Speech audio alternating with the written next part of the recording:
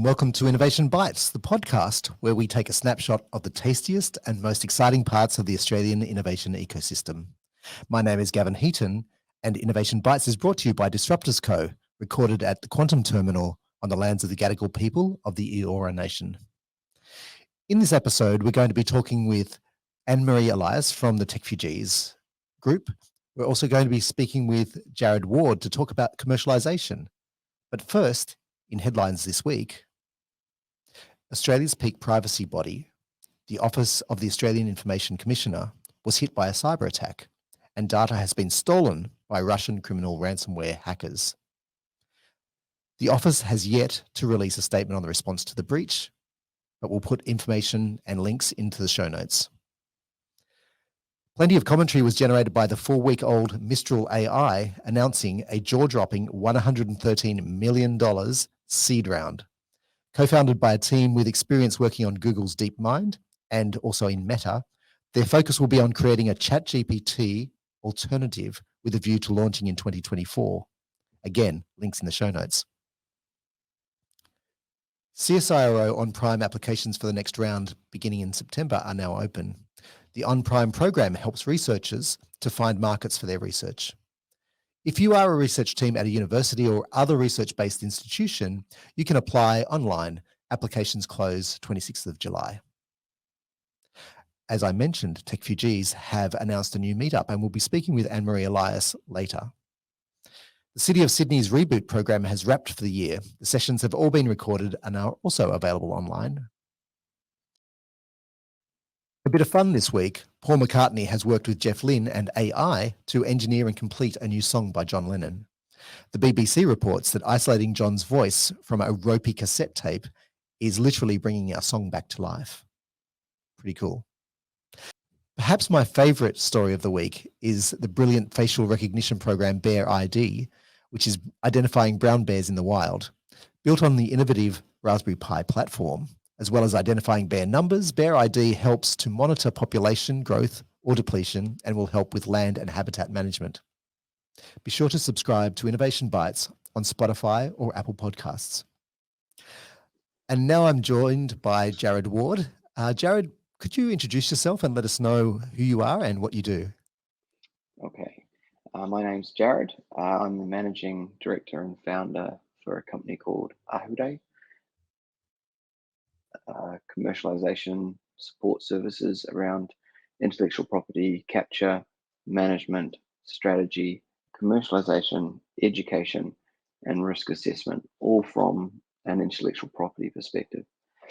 I'm a registered patent attorney, registered to practice in Australia and New Zealand. All of our employees are also either registered attorneys or have significant experience in the IP landscape.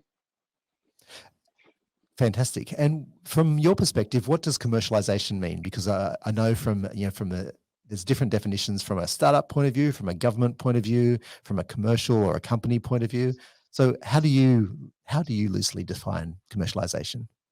It really depends on your perspective. So from a university perspective, it's getting the technology out of the university sector into the hands of a third party or into another commercial entity. That could be in the form of a spin-out in terms of a license, but it's all about moving the technology, the discovery outside of the university setting. Right. From a company perspective, it could be the deployment of a new technology, which could be a new service offering, it could be a new product, it could be something new, generally done in-house with a new product that's outward facing. And then there's the last view, which is someone comes up independently of everyone else, a new product or service offering, which they then develop into a new product, a new service, a new app, whatever it might be. So it really depends on which perspective you're looking at it from, because each of those have different pathways to get the technology to market with different challenges and different roadblocks, hurdles, etc., to get over. So what might a typical roadblock look like for, say, for example, at a university level? From the university sector, they're always wanting to get their technology licensed out to a third party. It could be in the form of a license to a startup or a license to an established company. If it's with an established company, the university has a challenge in terms of, first of all, finding a company that wants to talk to them, because not all companies want to talk to them. When they talk to that company, they have to get in front of the right person. And that can be luck, it can be fortuitous, it could be by introduction from a third party. When they speak to that person, they've got to be interested and engage with the person that's speaking with them. When they speak to that person, they've got to have the requisite delegations of authority to make decisions for the company in terms of engaging with the university. And lastly, whatever the company is doing, when the university approaches them and they make a decision, it's got to be at the right point of their investment cycle. They've got to have cash to play with. So it's got to be the right point in terms of the company's operation. Or it's got to be at the right point of their depreciation cycle, where they're just looking for a new piece of technology or kit to replace something that's almost been depreciated to being zero. All of those things aligned, it's tricky to get all I was of going this. to say, it sounds like you need to look to the stars and make sure they're all in a line. And a lot of it's luck, because sometimes the company will approach the university saying, we've got a problem that needs to be solved. We already have the cash, we already have the right frame of mind, you're speaking to the right person. So a lot of those things are already solved. But that's for when a company comes to university and more of they say, we've got a problem, help us develop a solution, as opposed to the university developing the solution and then going out looking for the problem to solve. And so from a commercialization point of view, sounds like you're doing a bit of matchmaking or aligning of the stars yourself in order to bring this together. Yes. A lot of our work that we do for our clients is talking to people. And, sometimes the conversations we have aren't useful at the time we have those conversations, but 2 years, 3 years down the track, we come across a technology or an opportunity where we can then make introductions and then assist in terms of what kind of interactions happen after those introductions are made. Is there a licensing opportunity? Is there a way that we can construct a data room to give someone access to particular aspects of intellectual property? Is there something we can do in terms of a research pathway so that the outcomes then align with the other entities' expectations? Sounds rather specialized.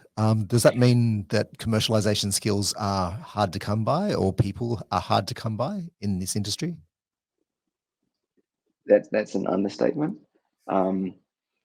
Almost every single university at the moment that we're aware of, and a lot of the Crown research, the research organizations such as CSIRO and ANSTO and others, they're all looking to recruit people with experience in commercialization and or intellectual property management. With all of the government's incentives and promotions around how they're wanting more university spin outs, more university commercialized technologies, that's fantastic. But without the group of people who can assist with those things happening, it's very difficult to get any collective head of steam or critical mass to move those things forward. There are those people that work in the tech transfer sector and they move around between the universities. But with all of the universities trying to recruit from the same pool of people, there's obviously not enough people to go around. So what kind of skills or what kind of personality makes a good commercialization manager or director? They've got to be able to talk about their technologies with fervor, with passion. They've got to be able to articulate what can be a very complex solution or a complex technical issue in simple words that is easily to be understood across the entire spectrum of a company. So, for example, right from your engineer or research scientist all the way up through to your CEO, your board level, each iteration along there requires a different skill set in terms of engaging or the ability to articulate the problem or the solution that you need to deploy. So, in short, personable, technical competence and experience, lived experience. So not just like one job, 3 or 4 jobs. in different sectors so that they can talk to different people in different areas and they have a broad spectrum of life experience, because that's what really makes a difference in terms of how you talk about these things. You're looking for wonderful unicorns. Yes, I've been trying to recruit one for the last 3 years. I found one. I need to find another one. and I presume you know where to fish, where to look for these folks, and so I can imagine it's much more difficult if you're not actively involved in this industry all the time to build that community, to build that network, and to then be able to tap into that network when you need to. There are lots of people that want to move into the commercialization space in terms of new graduates, people wanting to move into that space. Unfortunately, the universities are all looking for people with lots of experience. So there's a disconnect between the people wanting to move in just yet trying to get experience, the university wanting the more experienced people. So there's a bit of a gap in terms of the sector at the moment of people need experience in that sector, but it's very difficult to get. Organizations are looking for commercialization expertise. Obviously, they can come to you. But what does that look like from your perspective? What does an approach to you look like? Generally, we get our approaches via referrals from our existing clients. All of our workers come from word of mouth at the CEO board level in terms of, hey, look, we're working with Ahurei. We think they'd be really good for you. Why don't you have a chat? That said, though, we also have a website, ahurei.com, where you can log an inquiry via our webpage. We had some inquiries from there, but most of our work comes from word of mouth. Brilliant. So if someone wanted to reach out to you, they just go straight to your website. We can obviously provide those contact details in the show notes. But when an organization, a university, a government department is thinking about commercialization, what should they think of? What should they be aware of? That it's not a flash in the pan job. It's something that requires quite a number of years to work at. And it requires, you got to nurture those relationships, because often it's not the first contact where you'll get a response or delivery or something. It's usually 4th, 5th, 10th contact, and that takes time. Everyone's busy. Right. It takes a while to build those relationships and get things going. And even once you have something commercialized, in that it could be a license going to a third party, you've then got to hold that licensee's hand as they go on their journey to make sure they're supported. Because once you get in the license, that is not the end of the journey. It's just the start.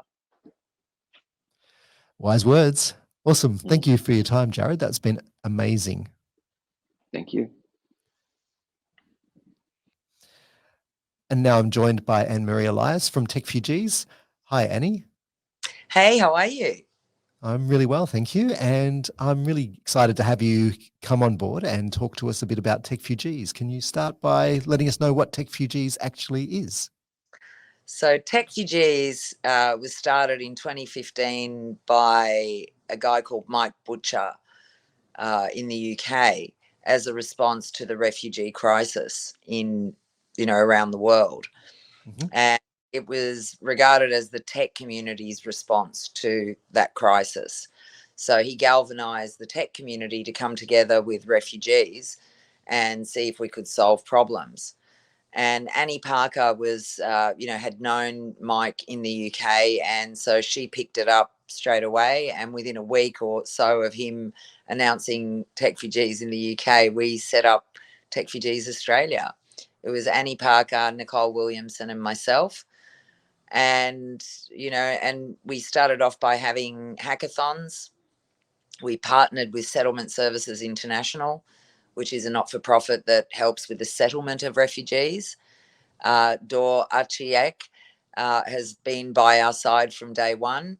So we always start with the story of, refugee challenges, and then we get refugees to participate in building those solutions. And the best example of that is Narari Dutcho and Anna Robson, who established Refugee Talent, which then became Migrant Talent as well, and then became Gateway to Talent. So that was all about connecting refugees, skilled refugees to jobs. So Narari has a great backstory too, doesn't he? So yeah, he has an incredible backstory. I remember his story at the hackathon was he'd been in Australia three weeks or 3 months, and he said, I know that, you know, my future is going to be as a security guard or a cleaner, because my qualifications aren't recognised. And, you know, he'd been a lecturer at university in IT and computer science. So he knew or two. He'd been an advisor to Cisco. And so he had an incredible background. So he then was able to build this business with Anna, who he met at the hackathon. And Anna had worked on refugee camps. So she'd noticed the skill set of, you know, emerging through the camps and wanted to help set that up.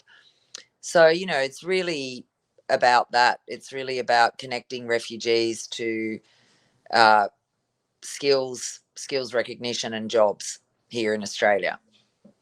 Brilliant. And you've got a TechFugees meetup coming up.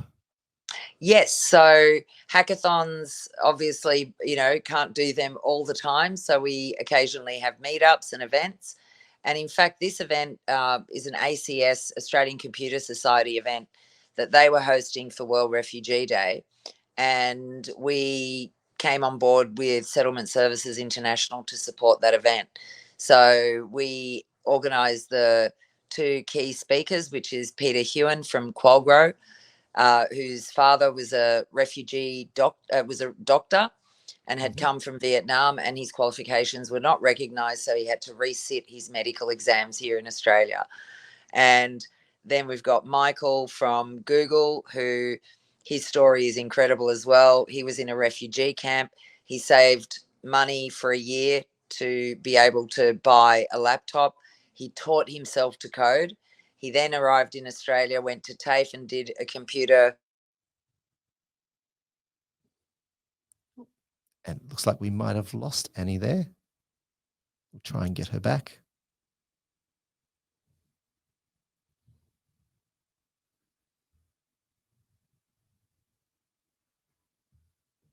And show that, you know, there are many talented refugees that you know end up achieving success in Australia.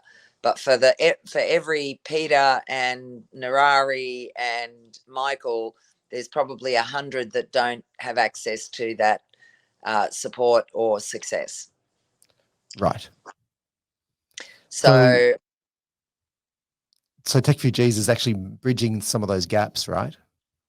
yeah, and look, it's all voluntary run. There's no, you know, no funding. There's no one gets paid. Everybody just chips in and makes these events happen. And when we got together with Australian Computer Society, we said, like, you know, the focus really has to be on acquiring skills, accrediting skills, and recognizing them, and access to employment. So this event is the beginning, I think, of many more meetups and events that are going to be, hey, employers out there, come on board. You know, you think there's a dearth of talent? Well, let us show you where the talent's residing right now. That, yeah, maybe you can help unearth and help get them skilled and help get them accredited and help get them into jobs. So who are you looking to invite along to this meetup? Everyone is welcome. I mean, it's a meetup, right? And we always have a lot of fun at these events. If you want to tap into, you know, the network of TechFugees, which is through SSI, Settlement Services International, it's a lot of individual refugees who are here. So DOOR is bringing a whole lot of refugees from Southwest and Greater Western Sydney to the event. It's at Barangaroo at ACS premises. You know, we want businesses that are interested in employing refugees, HR managers or talent acquisition managers that want to have a look at what the skill set might be coming out of this event. People that are interested in connecting with organisations like SSI, which have their own employment programs to, you know, to help refugees get into gainful employment here in Australia.